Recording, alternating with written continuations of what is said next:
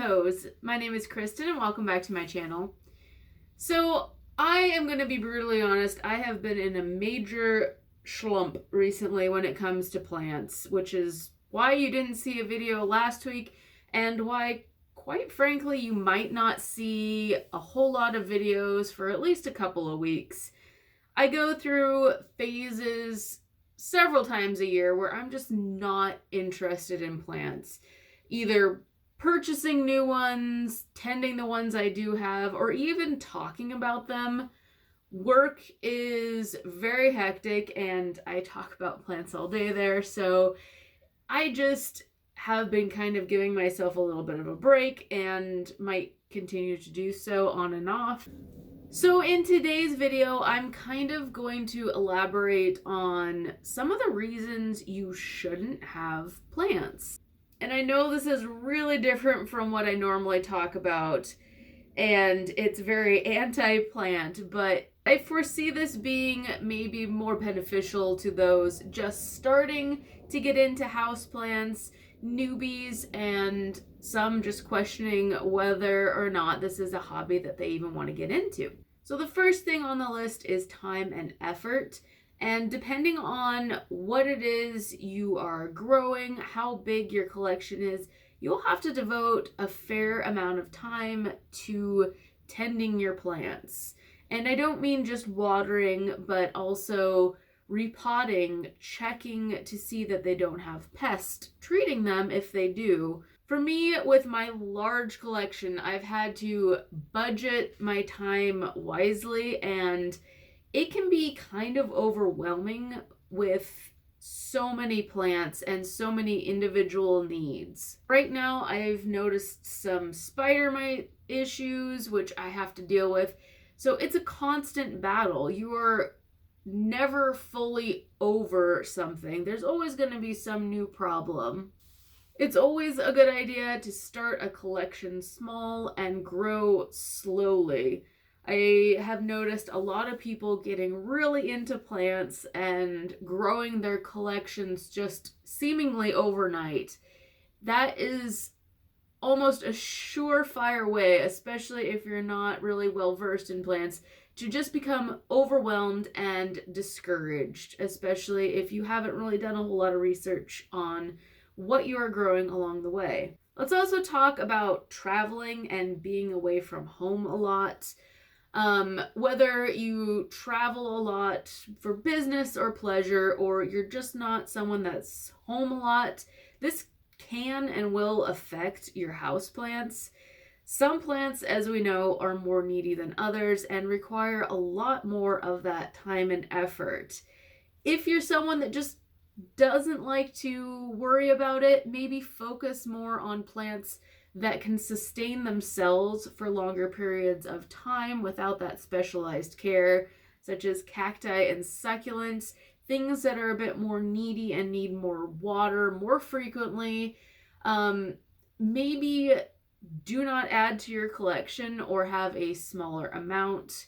Think about the summer months especially, because the light that comes into your house or room is going to be so much more intense, and obviously it's hotter.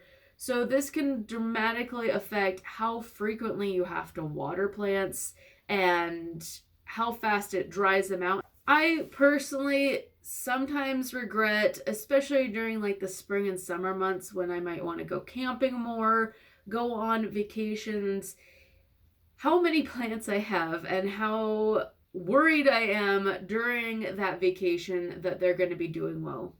Thankfully, I have a really good friend that we made a blood oath that we will take care of each other's plants in the event that we're unable to or we're on a trip.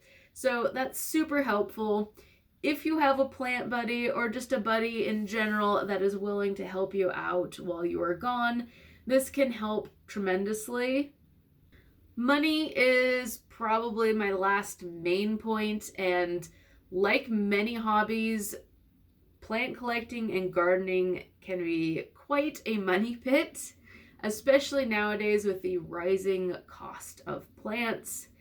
Don't forget, you're not only buying the plant itself, But you are also going to be buying pottery, soil, maybe even soil ingredients to make your own.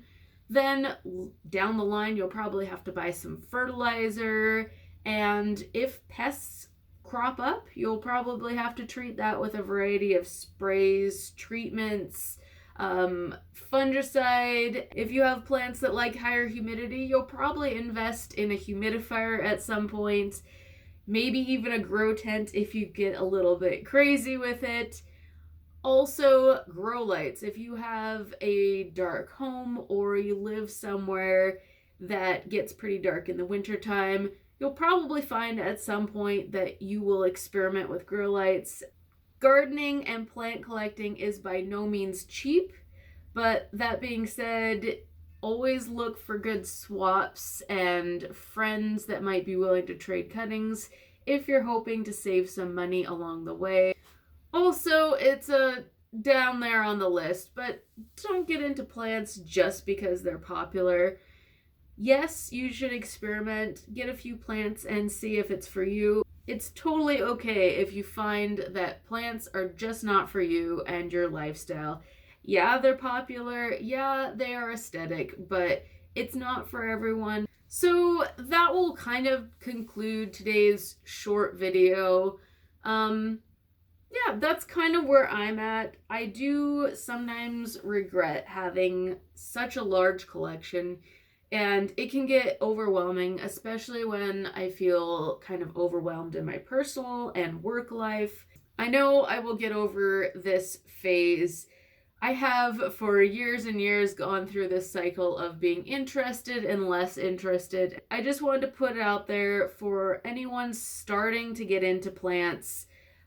Just some of the things I've experienced along the way, some of the negatives to owning houseplants and plants in general. Anyway, I would love to hear any comments below. Do you have any regrets with owning plants or the amount of plants? To kind of go along with this video, I am planning to make another one discussing how I do the bare minimum plant chores to keep everyone happy when I'm just not in the mood to take care of plants. So stay tuned for that. Hopefully it will come out within the next week or two.